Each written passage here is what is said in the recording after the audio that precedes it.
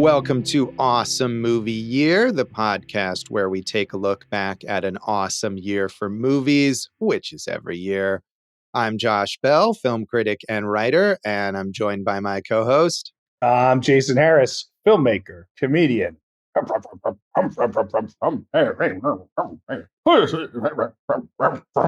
Oh dear.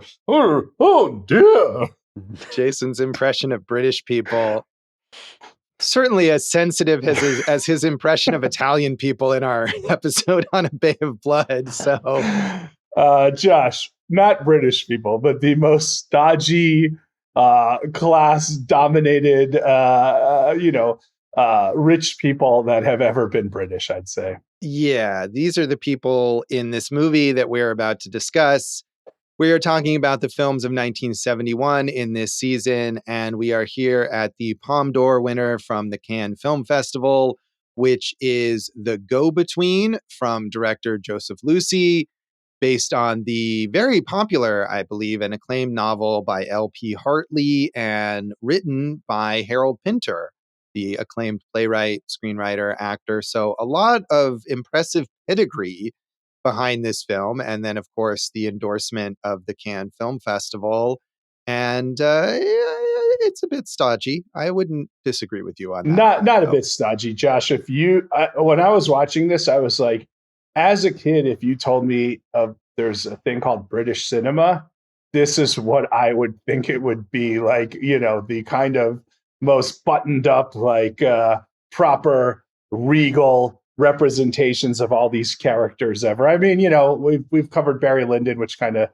feels a little different, but similar in tone. But this is really, really going deep into the Downton Abbey. Yeah, I mean, Downton Abbey is pretty wild compared Saucy. to this movie. Yeah, I feel like there's a lot more. I mean, Downton Abbey is kind of a soap opera, really, and a lot more explicitly about what it is going on. I feel like this movie is very much about people who are repressed, and the movie itself is a lot of the time just kind of hinting at what exactly they're repressed about or what's going on under the surface here. And it's Great not hard to figure out. Softcore porn. Yeah, but it's all under the surface a lot of the time. Although I feel like that fits for the theme because, of course, the idea here is that the main character is this 12-year-old, almost 13-year-old boy who's being enlisted as the go-between to share messages between two adults who are having an affair. And he's pretty clueless about what's going on here. And the movie kind of takes his perspective. So we don't see what's going on more than he does, even though we as audience members can probably figure it out better than the main character can. But I feel like it makes sense for that perspective. I didn't mind it, and I didn't mind the stodginess of it. Obviously, it fits a time and place and those characters and keeping up airs, Josh. So airs, yeah. Literally and figuratively. Bears, H-E-I-R-S. Oh, yeah. Mm-hmm. There's a lot of that going on here. We gotta inherit the right property, and that entails marrying the right person. And of course, there's the class consciousness because our main character is a middle class kid who's spending the summer with this upper class family, and they treat him nicely. But you get the impression that he's kind of at their mercy. If they ever decided not to treat him nicely, he couldn't really do anything about it or whatever. He'd be exiled back to his poor home with his mother. Although I feel like we never see his home life in this movie, but I feel like a lot of times in these movies, and this is the thing on Downton Abbey, where the super ultra mega rich landed gentry are like, oh, those people are poor. They only have one servant, and I imagine that might be the case. That was great. If we ever saw his home life. Josh doing accents and impressions is one of my favorite things on Awesome Movie. No, that was awesome, man. So yeah, well, thank you. Well, yeah, even if he lives in a flat, right. That type of thing. So exactly. But we've kind of already done a movie this season, Fiddler on the Roof, where we talk about the necessary marriage of classes and kind of making sure stability is the most important thing. Love's not really an item, although here with a rich woman, it takes on a different kind of scope. Yeah, but even as a rich woman, she is still obligated. She has to marry, Julie Christie's character has to marry the Viscount because she has to maintain Right. the class status of her family. She And should even know. though, Yeah. She should have just like accepted that. yeah, well, she does.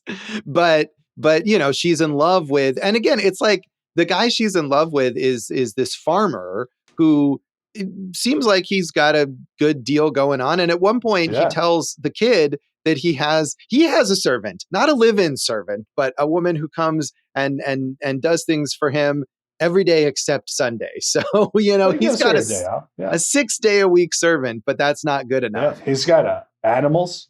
He's got a haystack. He's a Right. good swimmer. You Yeah. can see why Julie Christie fell for this. Good at playing cricket. 10. Yeah, I Oh, mean yeah, he's 10. very rugged, obviously in contrast to the Viscount. Although the Viscount has been in Yeah, the he's war. war injury, dude. He's Yeah. a masculine fellow as well. He's just upper crust and playing the society. Right, you don't talk about it. You just take your injury with a stiff upper lip and never mention it again. Yeah, just drink and hold it in. Exactly. So this movie was a success. I tried to do some math that may not be the best math, but doing conversions between pounds and dollars, I believe this movie grossed approximately $2.8 million worldwide on its budget of approximately 1.3 million. And that is an initial release, and it continued to have success over time. So yeah, a popular film for something that is maybe stereotypically highbrow, I guess we could say. It did decently well, especially in the UK. I like how much it leaned into all that. Like, this is what, if you're going to go all the way in. And I think it really did. You're talking about Harold Pinter, one of the greatest playwrights ever, taking over the screenplay from a very popular novel. So to me, I didn't really know much about the director. And, but this is another lush scenery, British countryside. You learn a lot about that. And, it's just amusing to me that what everyone will do to keep up their status in films like this. Right. I mean, and that is really what it is about. It's the third collaboration between Joseph Losey, the director, and Harold Pinter after their films The Servant and Accident, which I am not familiar with. But Losey, I mean, had an interesting career in that he was a Hollywood director who was blacklisted in the 1950s because of his communist ties, and moved to Europe and really thrived to the point where he didn't come back. I mean, by 1971, that era was really over. I feel like people were able to return to working, and a lot of them did in Hollywood. But Losey was doing so well. I mean, collaborating with Harold Pinter, working in multiple genres. He worked in Europe until his death, until the end of his career. Good for him. He did win a Caesar Award for Best Film and Director for Monsieur Klein. Not one that I've seen. This movie was highly awarded as well. In addition to the Palme d'Or, it was nominated for an Oscar for Best Supporting Actress for Margaret Leigthon, who plays the mother. And it's fine, but this is another instance. I feel like we talked about this with Fiddler on the Roof with that Oscar nomination, where I would have not guessed out of all the actors in the movie that is the one who would have gotten an Oscar nomination. I thought she was good. I mean, this is no knock to any of the ladies. I think that the male characters are so dominant in this, even like Julie Christie, who we know is like a huge icon of films in the 70s. Really didn't have that much to do. No one really had that much to do until the last 20 minutes, except that boy. He did a lot of running. Yeah. I mean, it's really him. Dominic Guard is the actor, the young actor who's cast in this alongside all of these very experienced adult actors. So in the UK, this was nominated for 12 BAFTAs, and it won several. Margaret Leightон won Best Supporting Actress for that. Edward Fox, who plays the Viscount, also he won Best Supporting Actor. It won Best Screenplay. And Dominic Guard won Most Promising Newcomer in the UK. And it was also nominated at the Golden Globes for an award that doesn't exist anymore, but I feel like we've talked about it before, the Best English Language Foreign Film. Most British film. Yeah, I was going to clean up at the most British film awards. Definitely. Done really well. Stiffest upper lip, definitely winning that award. That's right. Least exuberant showing of emotions. Yeah. We should say also this movie takes place in 1900. Presumably things were less restrained in Britain by 1971. What war do you think he was injured in, Josh? He's in the Boer War because they say he was gored by the Boers. And at first I was like, oh, was that a wild animal? But I'm pretty sure it's the South It could have been. Maybe it was a Boer that he was fighting when he was trying to fight the Boers. Maybe. I don't know if they have Boers in South Africa. Imperialism. It's always worked out for everybody. Right. Yeah. But I think that's what it is. And later in the film, when they talk about they're trying to get rid of her paramour there. And they talk about sending him off to the wars. I assume it's the same one. I don't know how long that war went on for. Well, like you said, he was rugged. He could handle himself out there. Well, that's what they say. Although he clearly doesn't want to go off to war because he seems to think maybe they're sending him off to die, which is probably true. Oh, yeah. Well, he spoiler alert, helped himself out that way, too. But but I feel like if you're a Viscount and you go off to the wars, you get to be like an officer and mostly stand in a tent somewhere. But if you're a farmer, you're on the front lines, right? That's how that works. You're planting potatoes. Yeah. I don't think you do that in the war. It's pronounced Lucy, not Losey. I think so. That's what it looked like from the pronunciation guide on Wikipedia, but I might have read that wrong. We'll pronounce it any way we feel like. He's dead. That's right. What he said of the book is, it is fantastic. The degree to which the English class structure influences practically every Englishman's life, either in rebellion against it or of acceptance of it, or simply through their being gotten at by it without realizing it, and sometimes whilst violently protesting that they are not. And I think it's interesting to come at that class system, right? He's an outsider. He's an American. And not only is he an American, but he's a communist. And so coming from that perspective to depict this very rigid class structure and the culture of a country that he doesn't come from, maybe gives him that somewhat distanced perspective on it. It's kind of cool. Yeah, it is. So critics were very positive about this film. Roger Ebert said, "The Go-Between is about class distinction and its warping effect upon the life of one small boy. Joseph Losey and his screenwriter, Harold Pinter, are terribly observant about small nuances of class. In The Family's Matriarch, they give us a woman who seems to support the British class system all by herself, simply through her belief in it. Lucy's production is elegantly costumed and mounted and has the same eye for details of character that distinguished his two previous films with Pinter. One visual device is distracting, however. He keeps giving us short flash forwards to the end of the film. On the one hand, this eventually gives the ending away. On the other, it imposes a ponderous significance on the events that go before, diluting their freshness." 100% agree. It got confusing. I didn't really know what was going on. Obviously, you do at the end afterwards, but I think that had they saved all that for the end, it might have been more effective. But as you know, Josh, I am an expert in Harold Pinter, so I've seen him play with form like this before. Are you? Have you performed in Harold Pinter plays? I actually, Josh, in college, my final project in an acting class was Act 5, which is Act 1 in Pinter's Betrayal. It's a 5-act play told backwards. So Act 5 is the first act. And it's a really hard part to get down, but I think we killed it that day. Me and my partner, Marie, for whatever reason, we only had like one rehearsal, but it just all clicked. It was really cool. Did you get a good grade? Yeah, got an A, but honestly, like, it felt great to like take on I was a college kid taking on like real hefty, heavy material. And I thought like, I don't know, sometimes it just clicks for you. Yeah. Oh, that's impressive. I wonder what role could you have played in The Go-Between?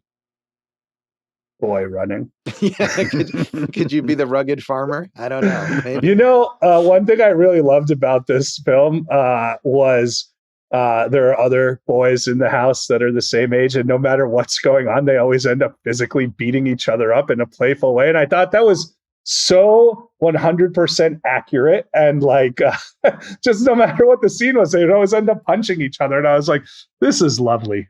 Yeah, well, I mean, we don't see them at school, but we know that the main character has been kind of bullied, right? He cast a curse on the bullies and made them fall off the roof or whatever it was. And we talked about another movie about the culture of British boys' schools that made it seem quite unpleasant. That was If. That I was that also a Palme d'Or winner, I believe, or maybe it was a Venice Film Festival winner. I think it was one of those. Well, But yeah, I was thinking about How Green Was My Valley, because a lot of similar themes and, the boys' school and the class system and, everything like that is another one we covered that really kind of fits this. Yeah. But I feel like, I mean, that's obviously a much gentler film, but you can still see the way that people get singled out. There's so much bullying. It's like a culture of bullying in these schools, I think. So weird that people with more money would bully people with less money. Thankfully, we've passed that here in America. Yeah, no, it's such an egalitarian society that we have now, thanks to Joseph Losey and his communism. Josh, I want to tell you, because you mentioned the boy cursing the other boys. The author of the novel, L.P. Hartley, said Sir Alexander Korda purchased the rights to this. And this is going to be an all-time awesome movie, or quote, what I'm about to give you. Purchased the rights to the book in 1956, but he said that Korda had no intention of making a film of the book. He just wanted the rights to resell them at a profit. So Hartley says, I was so annoyed when I heard that I put a curse on him, and he died almost the next morning.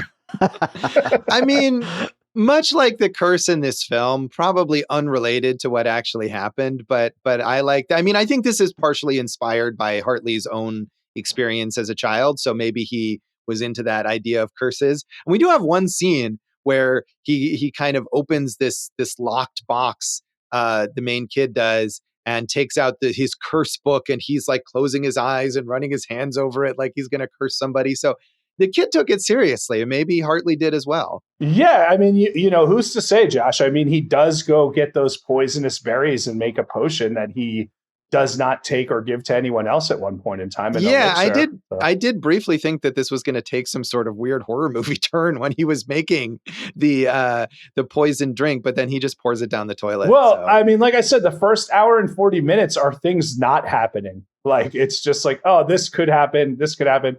Nothing really happens. At the same time, I'm kind of enjoying that. Yeah. I mean, I feel like that's the effectiveness of the writing, the acting, the directing, all of it, that you can grab onto what's going on under the surface and be invested in it, even as it's a lot of characters just kind of not saying things really about what they're really feeling or what's really going on.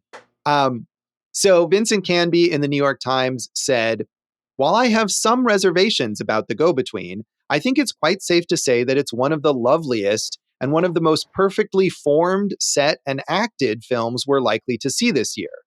The production that Joseph Losey has designed for Harold Pinter's screenplay is close to perfect, with never a shot, a camera angle, nor a cut from one scene to another that is not synchronized to the structure of the whole. The Go-Between is full of those contradictions that make both life and movies interesting. It's an ideal about murder, a charming tale of casual cruelty, and a terrifying picture of an innocent love. It's one of the few new movies, in fact, that I can recommend without any real qualifications. I didn't get the murder aspect of it. Yeah, I mean, I guess you could argue, again, spoilers, that at the very end of the movie, when Ted kills himself, that he was sort of driven to that, right? That because of the discovery of his affair with Julie Christie, that presumably because of the rules of British class system and what the Viscount says at one point, right? The idea that a lady is never at fault, right? So she won't be punished per se for this, but he's a tenant farmer. So he'll lose his farm because the farm is owned by the family. He'll be disgraced and he'll have to go off to war where he'll just die anyway. The Boers will kill him. So he might as well take care of it himself. Maybe he would have survived. Maybe, a ladies' man like him could have hooked up with another rich lady. Maybe. The only justification for me for it was not the financial or the social losses, but that's the love of his life and he can't have her anymore. I mean, I think it's all of those things. It's certainly that too, but he's in a position where it's not like losing his love is not just losing love, right? That's not all. I mean, for Julie Christie, maybe that is all, which is terrible too. And she's also constrained. But for him, it's losing all of his livelihood as well. Josh, you still pining away for some lost loves? No, I don't think so. I feel like I've gotten past that. I didn't have any illicit affairs with heiresses, so I avoided that stress. One thing you've missed. So. Yeah, I feel like that's probably. I don't think you've ever had any affairs with you haven't had affairs. Like you haven't. I feel like if it's you define that as like a romantic relationship with someone who is otherwise involved. Secretly. No, I'm avoiding all that. It seems like too much. Very stressful, right? It's a lot of. There's all the letters and all the secret meetings. And you got to find a 12-year-old boy to deliver messages for you. I'm far too anxious to deal with that shit. I don't think that I can manage it. No, thank you. Fair. No, thank you. So finally, Tony Mastriani in the Cleveland Press said, "This is the veneer that director Joseph Losey and screenwriter Harold Pinter scratch to show that all is not pretty underneath. They don't scratch noisily or with abandon. They understate, they suggest, and they do it all economically. Not a wasted word, not a wasted scene. Perhaps because Pinter was working with another source, a novel, his screenplay is far less enigmatic than his stage works. An obliqueness remains, however, and it is complemented by Lucy's direction, which gives the movie a look both lean and languorous. All is not what it seems, but neither Lucy nor Pinter is heavy-handed about saying so. The Go-Between is a movie that can easily be revisited, a film that deserves to become a classic." I think a revisiting is a totally fair thing.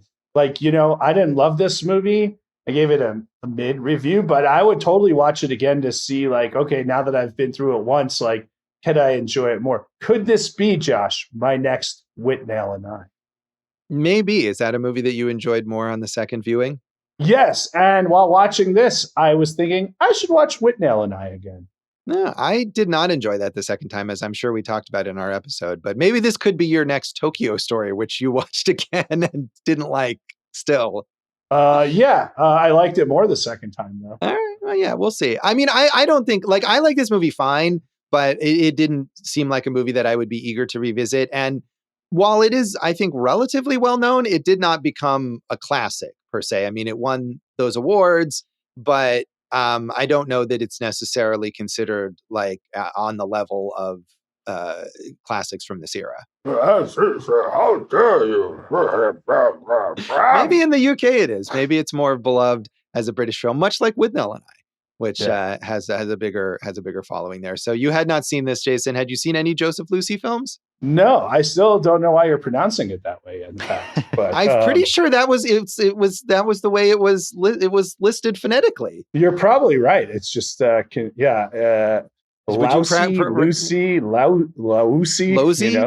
I don't know. I feel like it's.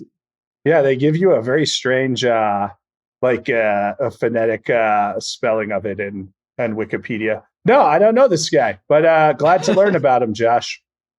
Yeah, whether I can pronounce his name or not, interesting filmmaker. We'll just call him Joe. Maybe that'll be JL. JL. Yeah. But I mean, obviously I like, Harold Pinter is awesome. And I now that we've seen this one, I'd watch their other two. Yeah, I'm not familiar with those. And Losey, JL he's very prolific. I mean, he in his early career, before he was blacklisted in the US, he directed a ton of movies then too. And I have seen one of his early noirs called The Prowler with Van Heflin as this cop who takes advantage of this lonely housewife and basically like gaslights and blackmails her into having an affair. And it's a very mean noir with Van Heflin giving this really nasty performance as this awful guy. But it has a lot of class consciousness to it as well. So it's an interesting film that I like, and less restrained than this movie, certainly. That's the only one I've seen, though. Prowler. And I had not seen this one.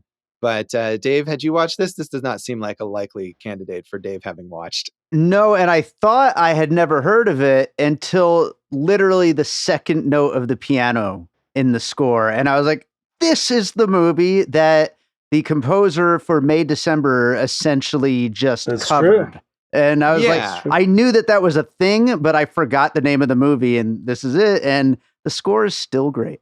The score is fantastic in this film. I was very confused by the score for most of it. It just felt so melodramatic without the melodrama coming. It's so great, but then like it fits May December. It does not. It doesn't make sense here. It's so weird. I mean, I disagree. I feel like it fits both. I mean, because May December is also a movie about a lot of things under the surface and what people aren't saying and how they aren't able or willing to express how they really feel about stuff.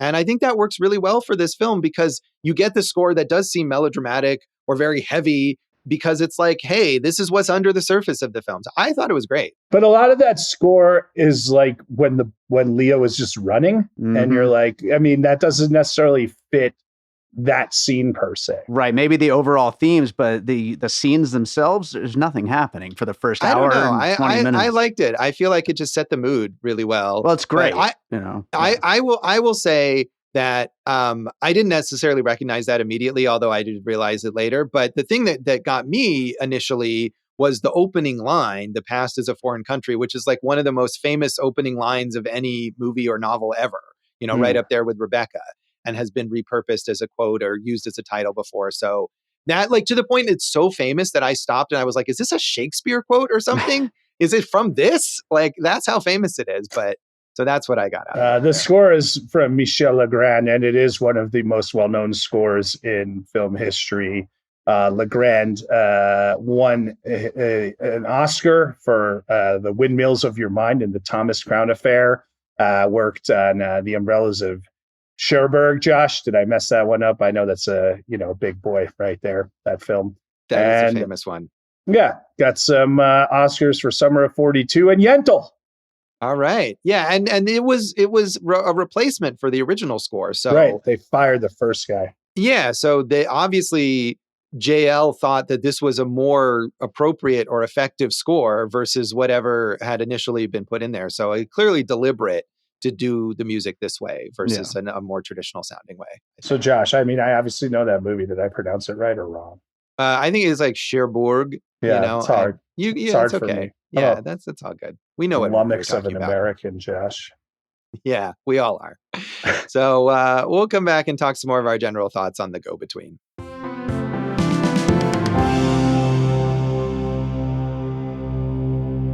Welcome back to Awesome Movie Year. In this episode of our season on the films of 1971, we are talking about Palme d'Or winner, The Go-Between.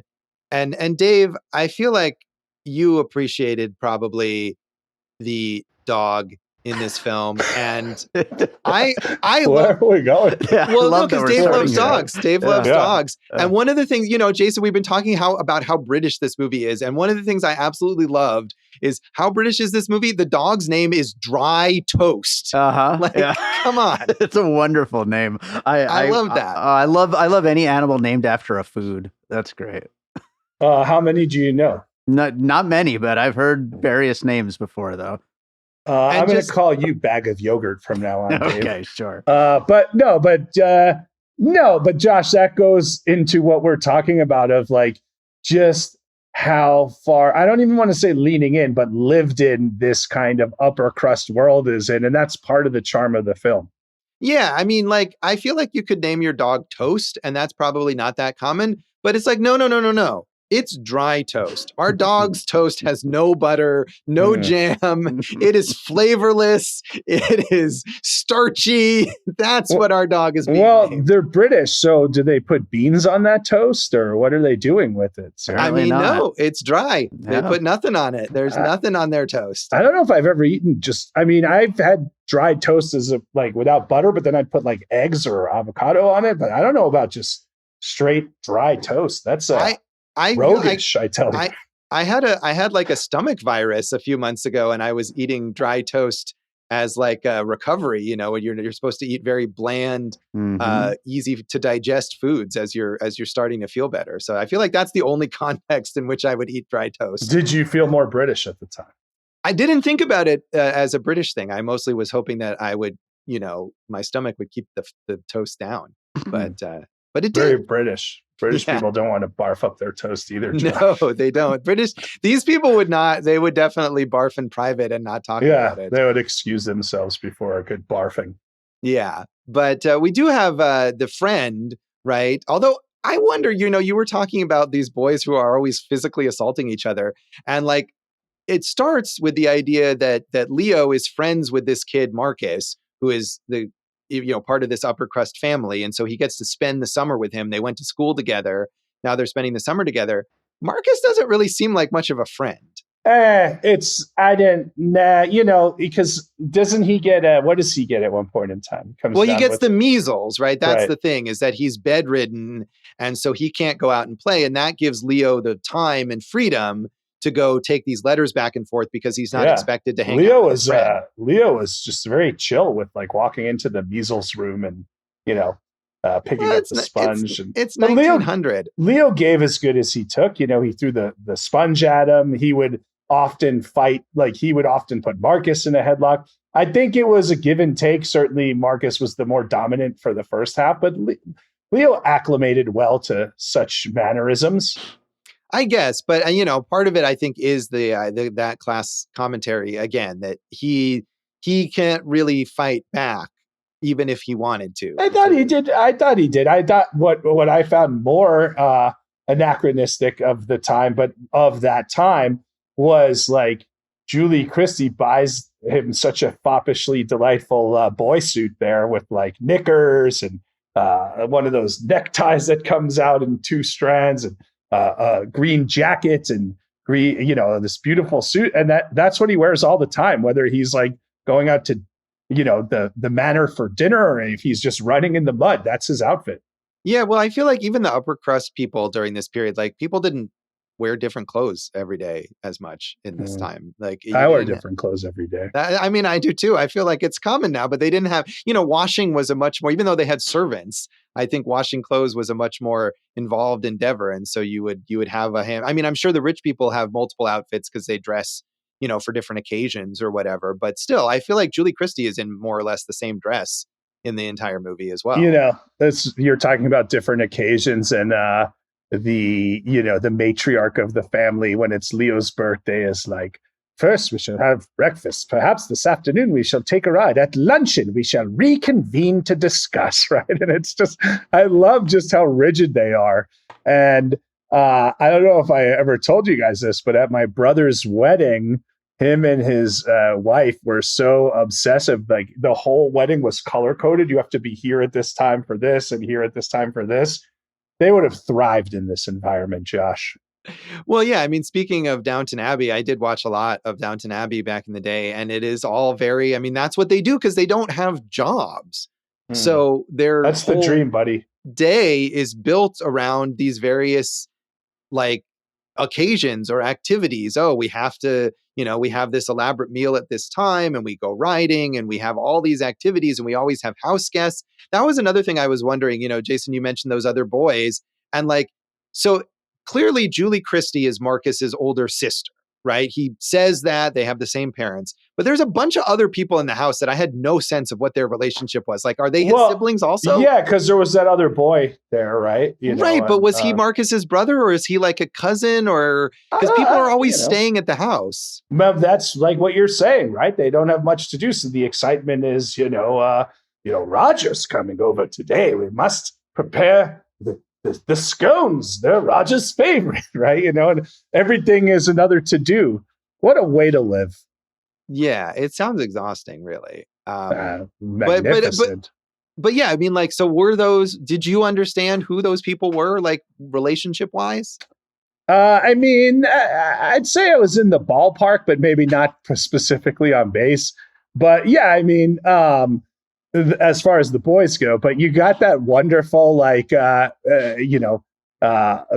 uncle, the head of the family, the matriarch's husband. And, he's not an uncle. He's Marcus's dad. Right. But he seems to be an uncle to everyone else is what I mean. Whether he's their uncle or not, they treat him as like the revered uncle of the family. And, it was a house full of life, Josh, a house full of life.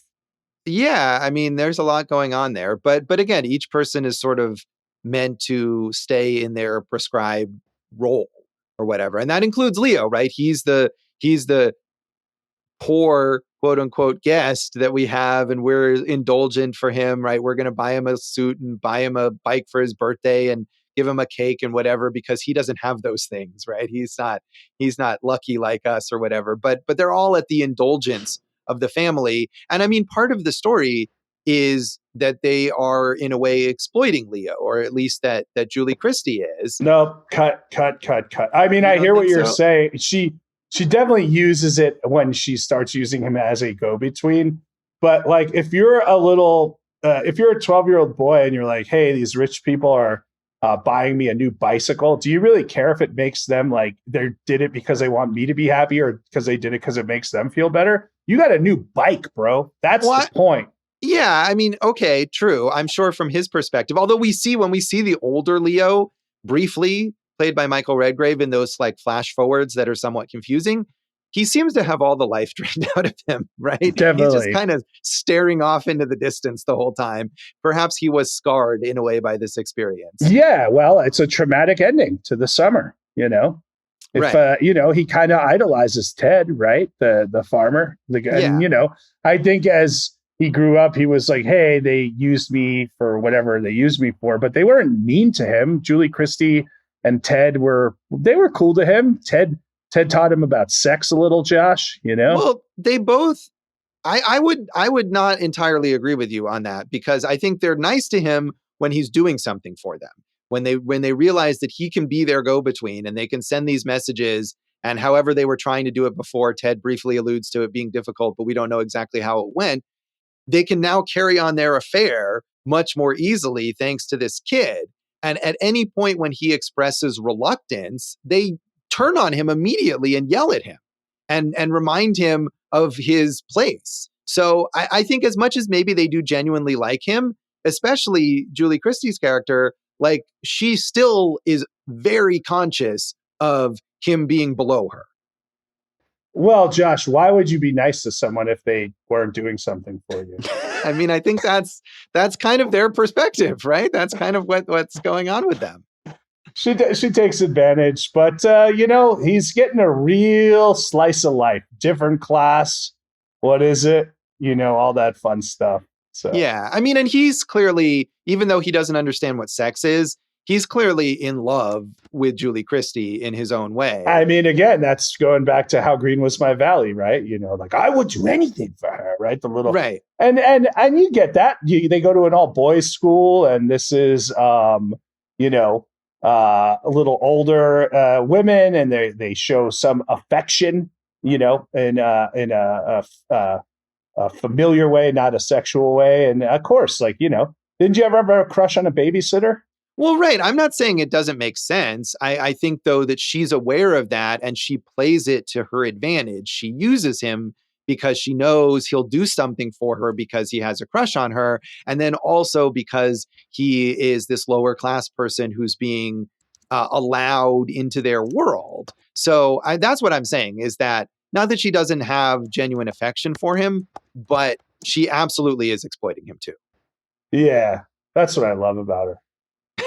Yeah, I mean, and it takes a toll. We see him later on, and not only do we see him kind of emotionally empty later on, but in the final epilogue or whatever, the older version where it's I don't know how many years later, but many, many, many years later, like 30, 40 years later, he is still beholden to her, and he's visiting her, and she's asking him to be a go-between for her grandson, who is the illegitimate descendant of Ted, and right. He's still willing to do whatever she wants. Yeah, it's a magical time. No, I mean, again, I would argue most of the people are kind of hollow and damaged by the end of this thing. And going forward, how many of them do you think had a real happy life after this summer? Right. Well, that's fair, and we don't necessarily feel that Julie Christie has had that life. Obviously, Ted has no life. He shoots himself in the head and is dead. But even right, good one, Josh. Yeah, that's what happens. But even the Viscount, who basically ignores this affair, and we can presume raises the child of the affair as if it was his own, whether he really knows the truth or not. Presumably he does. He just goes with it. So yeah, all of these people are probably quietly suffering. And maybe, the mother, she has her big moment, and maybe this goes to why she got this Oscar nomination, is that when she finally realizes, I mean, maybe she knew that this affair was happening, but when she finally gets what's going on, and she is forcing Leo to tell her, like, where is Marion and what's going on, and then they break in on them in the middle of having sex, like, she is so consumed with the idea that propriety has to be maintained. And whether is she happy about this? Is she happy that she's forcing her daughter to marry someone she doesn't love? Fuck yeah, she is, bro. You got to get that. You got to get that class structure. Josh from Wikipedia. Leo learned, this is in the epilogue, Leo learns that Marion went on to marry Hugh, the Viscount, as planned, but bore Ted's son. Hugh eventually acknowledged Ted's son as his own before dying in 1910. I missed that entirely. Like, Marion's son, in turn, died in the Second World War, and Marion has become estranged from her grandson because of the scandal of his parentage. So she sends Leo as a go-between to help repair the relationship. I mean, I got that she was sending Leo as a go-between to the grandson, but I didn't get those other details per se. I mean, maybe those are from the novel. Yeah, there's some confusing stuff. I mean, I agree with you. I didn't get, I didn't think those flash forwards. I was like, where are we? What are we in an apartment? Who are these people? And then when the explanation comes, like, you get some of it very clearly, but I didn't get all that either. Yeah, I didn't. I mean, I think you can sense that it's the future, because I think it's the first time that you see Leo in his apartment, there's a TV, and it's like, okay, well, this is obviously not 1900 anymore. But it is confusing. I felt like some of the other transitional techniques were more effective. There's a few instances where you hear dialogue of something happening that we don't see, and it's just like, oh, they had this conversation or whatever. And I liked that, because it is clearly, and I think this goes back to that opening line, where it's clearly this reflection back on memories. And so it has this almost dreamlike quality to it as Leo is thinking back to his childhood. And so I like that aspect, that is sort of impressionistic at times. But I agree with you, all of the flash forward stuff. I mean, we could have just put it all at the end, as Ebert suggests, or it could have been a framing story, which is, I think, what they do in the remake from 2015, which I haven't seen, that features Jim Broadbent as the older Leo. I think it is more clearly like, if it starts with adult Leo and he's like, oh, I'm thinking back to the time I found this old diary or whatever, it would be clearer. Was my value. Again, same structure. Yes. Why do you think this broke Leo so much? I mean, maybe because it's like you were talking about, the first love kind of thing, right? He's in love with her, even though obviously he's not going to get with her or whatever, but his heart is broken by the fact that he's been used by the woman that he was in love with. I mean, walking in on someone having killed themselves has got to be a pretty traumatic experience, I would think also. Although, did you witness that? I didn't get that. We just saw Ted kill himself, but we didn't see anyone in the thing. So. But he would have known about it. And he did walk in because the mother drags him along. He does walk in on them having sex in that barn or whatever. So he does see that. And he's so naive about sex, right? We see him multiple times trying to get Ted to tell him what it is. And he doesn't know what it is. He calls it spooning. And he insists that, like, his parents have never done it or whatever. So he has no idea what this is. And he's so sheltered. So to be suddenly confronted with that as his first understanding of it might be traumatic as well. Well, and that's like that bubbling up where, like, for an hour and 40 minutes, you see like all these adults pull Leo aside. And I'm like, what is going to try to Roger this boy? You thought they were going to molest him? Well, I didn't know what was going to go on because nothing happened and they kept pulling him to the side. Right. And I could have seen that as something happening. Obviously, we're all glad for Leo's sake that it didn't. But just those last 20 minutes are when everything explodes, including Ted's head. Sorry. But I think I think the buildup works. Like, I didn't feel necessarily like I was bored by the slowness of the build or what? No, it's just, I didn't either, because it was like a fascinating setting with some interesting characters, but it was just like a pastiche of scenes for a long time.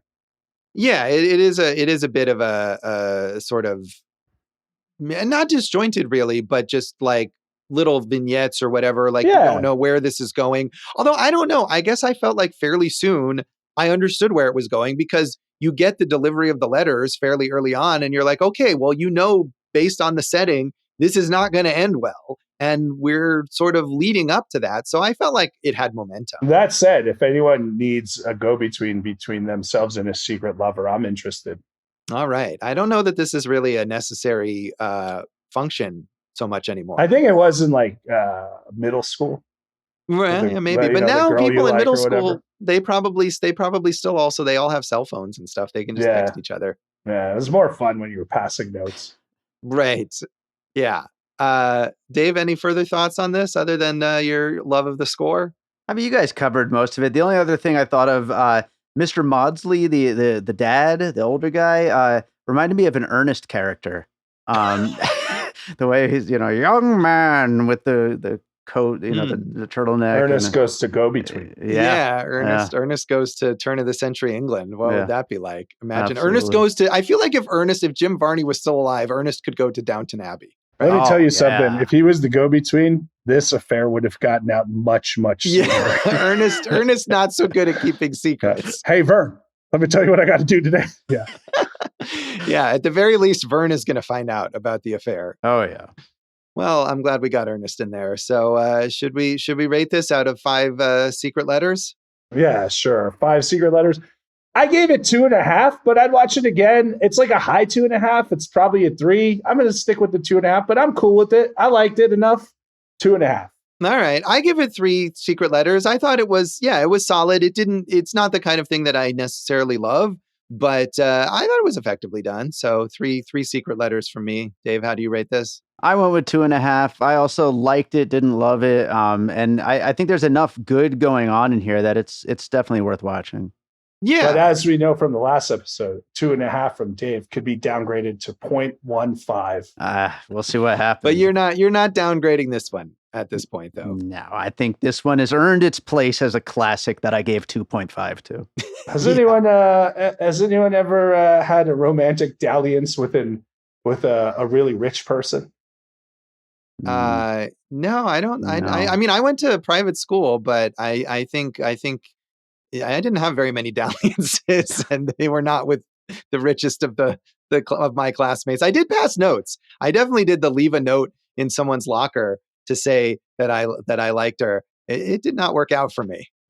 Sorry, buddy. And Josh and I went to a rich high school together, and one of the girls who I should have pursued, because she was clearly pursuing me, once asked me if I wanted to go on her hot air balloon, which would have been awesome. Like, what am I doing? Owned a hot air balloon? Yeah. I feel like even if you're really rich, that's not a common rich person thing right. to have. It's eccentric and insane. And like, what am I doing in high school that I'm turning down a lovely lady with a hot air balloon?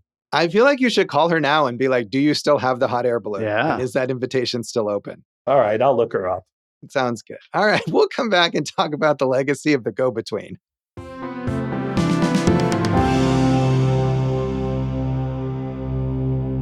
Welcome back to Awesome Movie Year. In this episode of our season on the films of 1971, we are talking about Palme d'Or winner, The Go-Between. And I briefly mentioned there is a 2015 BBC remake, which I did not watch, but features Jim Broadbent and Vanessa Redgrave as the older versions of Leo and Marion. And my guess is that since they cast those kind of big name people in those roles, that that framing story or whatever is more prominent in that version. I don't know. I think maybe it's a little more faithful to the novel.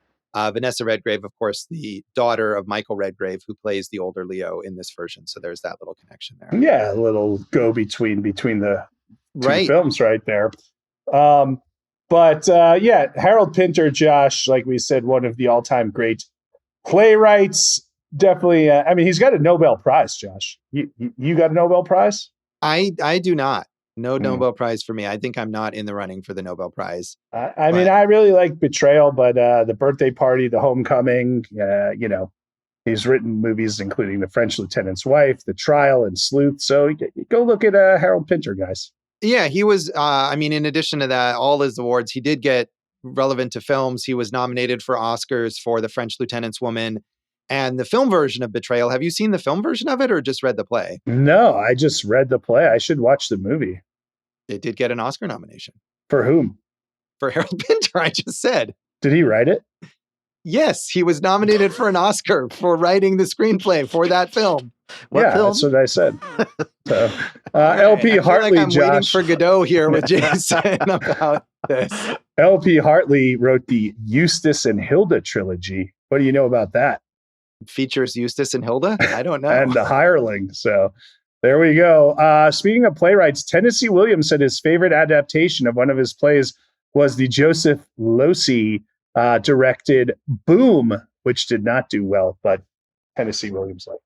Yeah, I mean, as we said, Losey continued working in Europe through 1985 and was successful there after being blacklisted in the US. Very extensive filmography. Would be interested to check out more. Like I said, I really liked actually that noir film of his, and I think he's done a bunch of that stuff in the 40s and 50s that's probably worth seeing. And fictionalized version of him played by Martin Scorsese in the film Guilty by Suspicion from 1991, which was about the blacklist. I've not seen that one, but me neither. But I do know who Martin Scorsese is. Yes, and if you're a director and someone is going to play you in a movie and it's Martin Scorsese, I mean that's pretty good. I think that's pretty good right there, yeah. Josh. I don't know. We've not talked about Julie Christie yet? I don't think so. She's a legend right there. Academy Award, a BAFTA, Golden Globe, Screen Actors Guild Award. I mean, she won an Oscar for this movie, Darling, Dr. Zhivago, Miss McCabe and Mrs. Miller, Shampoo, just all over the, Don't Look Now, just one of the icons of the 70s, I would say. And she's still around and still doing some work, it looks like. I mean, slowed down, but still in movies fairly recently. I haven't seen Darling that she won the Oscar for. She was nominated also for McCabe and Mrs. Miller, Afterglow, and Away From Her, which I remember being kind of a comeback for her, the Sarah Polley film, which I did see, and she's very good in that. So, yeah, I would imagine she'll come up again. I mean, all of those films that you mentioned, so many major movies, but we have not discussed her yet. And now we have. She's good here, but it's not her film really. It's limited. It's Leo's film. It is Leo's film. Dominic Guard, who was in films like Picnic at Hanging Rock, County of Monte Cristo, and Josh, in the TV version that we've talked about, he played Hugh in How Green Was My Valley. Yeah, perfectly appropriate role for him. So he had a kind of, minimal acting career, but he did do that. He was a voice in the animated version of The Lord of the Rings from the 70s and retired from acting in 2000 and became a child psychologist. Leo probably could have used a child psychologist. Right. He's probably helping all these go-between children. Yeah. But I wonder if this had some impetus on that. I wonder, yeah. I mean, Hugh from How Green Was My Valley eventually was a bit more well-adjusted, I think. But Leo clearly could have used some therapy, but the British people, they repress it all. I mean, like you had mentioned, these are like heavy hitters. All these British actors are pretty legendary. Edward Fox, who played your boy Hugh, I think, The Day of the Jackal, Battle of Britain, worked with Richard Attenborough a lot, won the British Academy Television Award for Best Actor. So a lot of good stuff going on there. Alan Bates, all-time British legend, Zorba the Greek, Whistle Down the Wind, Oscar nomination for The Fixer. He was in An Unmarried Woman, The Rose. Take it away, Josh. Yeah, Edward Fox, still working, even more so than Julie Christie, still around, still appearing a lot in British film and TV. Michael Gough, who plays the patriarch there, I always remember him, and we might have discussed him as Alfred in Tim Burton's Batman and all of the Batman movies in that series. I think he's the only actor who's in all four of those. That is correct. Batman films. He was also known for his work in Hammer horror movies and worked with Tim Burton a bunch more times as well. So, but I just, immediately I'm like, oh, it's Alfred. Margaret Leightton, who was nominated for the Oscar here, this was later in her career. She did, a handful of things after this, but she had a long film career going back to the 1940s. So, yeah, I mean, this is really a lineup of major British actors, as we said. And then she's also got 2 Tonys. Yeah, all of these people with very impressive pedigrees, and then Dominic Guard coming in, and he did the job well enough. Yeah, he did fine. Michael Redgrave, also nominations for Best Actor at the Academy Award and 2 BAFTAs. He won, I think, Best Actor for the Browning version. So a lot of stuff here. And then we should mention again that May December score. And do you know the story behind this, Dave? Like, why did they pick this out to do that with? Yeah, Todd Haynes was playing the score on the set while they were filming. And I think he even cut the film to the score and then, didn't want to just reuse it and hired a composer, and they rearranged it and everything and did a new version. So was it just because he liked the music, or did he feel it does fit with everything that we're talking about, and that kind of seething underneath and the melodrama and the juiciness? It all works. Yeah, he just had it in mind, and he just, for whatever reason, in his head, this was the perfect score for that project. So, and it does work, that kind of ominousness of it. And there's that what is the line? Do you remember exactly, where they have the sting of the piano, and then Julianne Moore's like, "We don't have enough hot dogs," or something like that. Yeah. So good. Yeah, that's good stuff. So anything else you want to say about the legacy of this movie, Jason? I really just wanted to give you another opportunity to do that. That is the go-between. And that is this episode of Awesome Movie Year. You can send us a secret letter online and on social media. Nice. I would love that. Send me a secret note. I'm at Jason Harris Comedy or Jay Harris Comedy on all the things. Go for Jason on Letterboxd.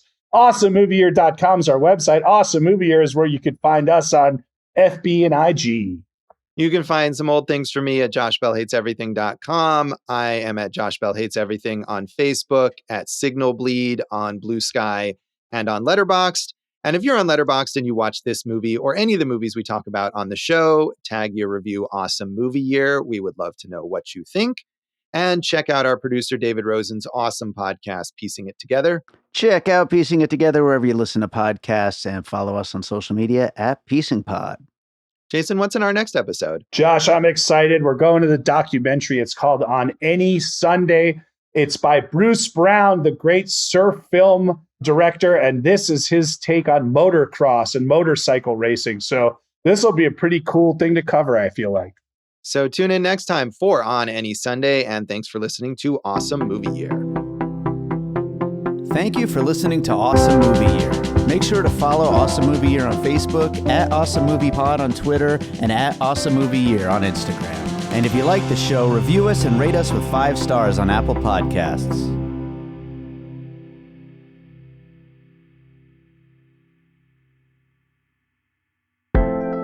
An All Points West production, produced by David Rosen in Las Vegas.